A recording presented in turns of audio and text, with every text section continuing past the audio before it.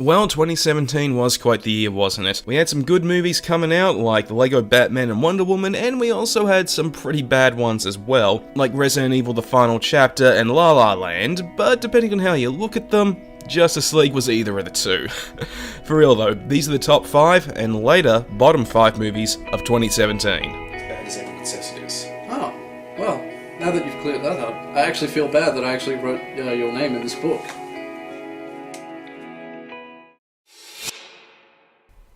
Get Out. Now this movie was just a spectacular horror thrill ride. It was tense, it was scary, and it was permeated by great performances from its actors, and most surprising of all, it was the directorial debut of Jordan Peele in the horror genre. For those who don't know, his forte was originally exclusively comedy, so seeing him just jump into the horror genre and deliver such a stellar, fantastic horror experience is just all the more amazing, and well deserving of the number 5 spot.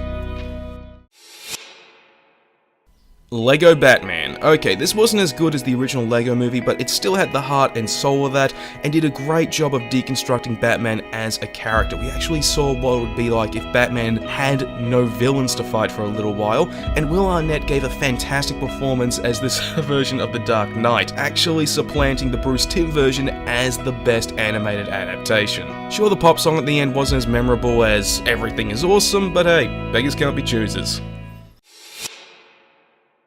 Wonder Woman. Now this deserves to be on this list exclusively for one reason: it broke the female superhero movie curse, and beyond that, okay, it was well made, well acted, and while definitely not the best, it was still fantastic to see a female-led superhero movie that was genuinely good in every sense of the word, with stellar performances from Gal Gadot, shockingly Chris Pine, and Patty Jenkins doing an amazing job in the director's chair. If you haven't seen this movie yet, you need to get the Blu-ray, because trust me, you are missing out. Logan.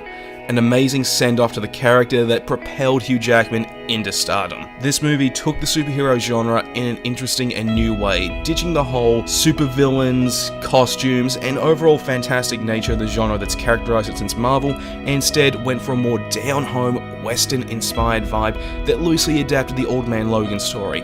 Sure, there are some parts of the story that don't exactly work well. I mean, the whole revelation that mutants are almost extinct thanks to something in soft drink feels a little forced and lazy, but the action, the acting, everything about this movie is just fantastic, and more than anything else, I want to get my hands on the black and white version. That's how good this movie is.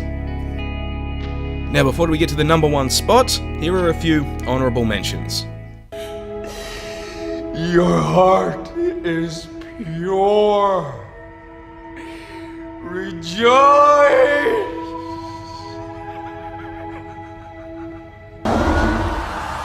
Yes!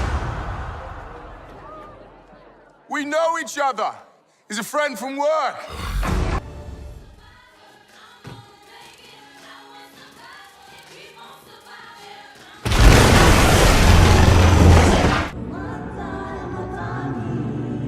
I have crossed the horizon to find you.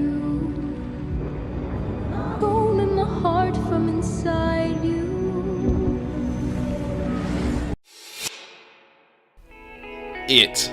Okay, sure there were better movies out this year, but I just loved this movie more than any other this year. It was scary, it was funny, it was charming, and it was a mess. Like Suicide Squad, it was a mess. I mean, one minute it would be a timeless film, the next minute it would be an 80s movie, and then the next would be something kinda hokey or scary, but it all still managed to come together into something that was not only enthralling, but just awesome at every moment. Even when it was at its absolute weakest, it was still entertaining, and Bill Skarsgård as Pennywise the Dancing Clown, oh boy, you better lock up your kids because they're gonna be afraid of clowns really soon.